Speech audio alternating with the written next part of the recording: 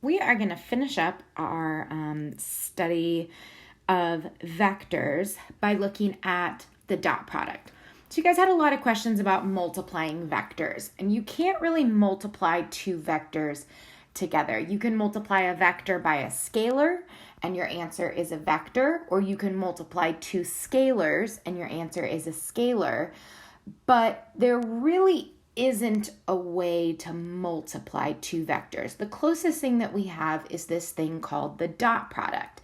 Now, what is different is it's not a vector times a vector that gives you another vector. The dot product of two vectors results in a scalar. So essentially, you're going to multiply the components of the two vectors, the A's and the B's, and your result is going to be a single number. It's not going to be another vector, okay? So conceptually, what this looks like is if we have two vectors, v and w, defined as shown with components a1 and b1 and a2 and b2, the dot product is going to be the two I components multiplied together plus the two j components multiplied together. So that's going to be a1 plus a2, that's both of your horizontal components, plus b1 times b2, which is both of your vertical components. So this is a pretty easy calculation to perform. So if I define v and w the way that we do in these examples, so v is going to be equal to 5i minus 2j, and w is going to be negative 3i plus 4j, we want to find each of these dot products. So if we want to multiply, and this first one is a typo, this should be a W, not a U. If we want to multiply the dot product for V and W, what we're going to do, again, this is A1 is 5, B1 is negative 2, A2 is negative 3, and B2 is positive 4. So the dot product is going to be equal to a1 times a2, so that's 5 times negative 3, plus b1 times b2, which is going to be negative 2 times 4. And so when we do that, we get negative 15 plus negative 8, which is negative 23. Again, not a vector, just a number. That's a scalar. And so that's what we get when we do v dot w. What if we do it in the opposite order? W dot v. Well, that would be equal to, we're just going to do it in reverse. A2 times A1 would be negative 3 times 5, plus B2 times B1, which would be 4 times negative 2. And you may already be seeing that should give us the exact same answer, right? Negative 15 plus negative 8, we also get negative 23. So it appears that the order in which you that you dot two vectors, cross is something else. When you dot two vectors, it looks like the order doesn't matter. What happens if we dot a vector with itself? Well, that would mean essentially we want A1 times A1 and B1 times B1.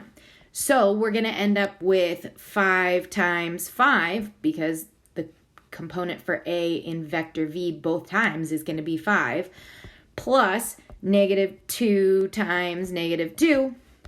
So you should end up with 29. Essentially, notice this ended up just being 5 squared plus negative 2 squared. And so that is exactly what we end up getting, which is the square of its magnitude.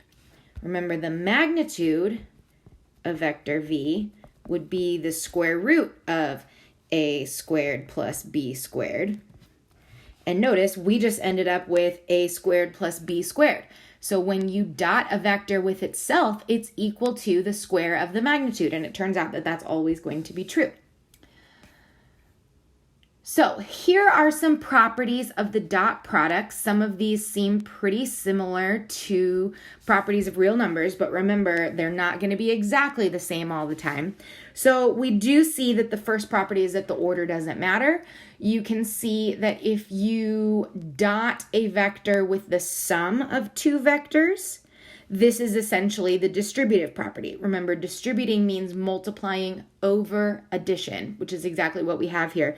So you can dot the two of them separately and then add your result.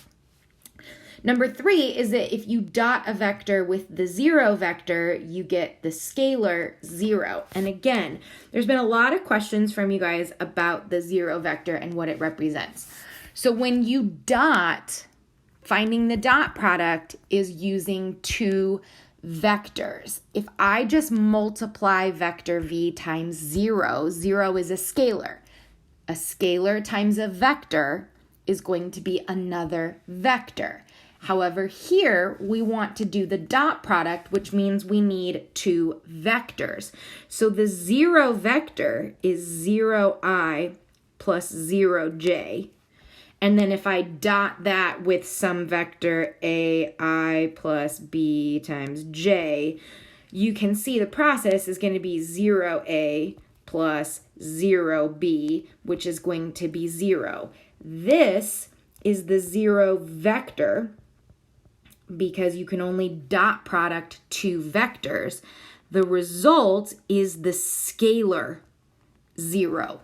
Okay, so it's 2 different things. It depends on what you are working with. It's kind of like the idea of like terms. You can only multiply x's with other x's. So you need to have vectors times other vectors, even though this isn't really multiplying, but it's the same kind of idea. Number 4 is what we talked about, and then 5 is just the fact that you can reorder your multiplication and it won't matter. So those are some basic properties of the dot product.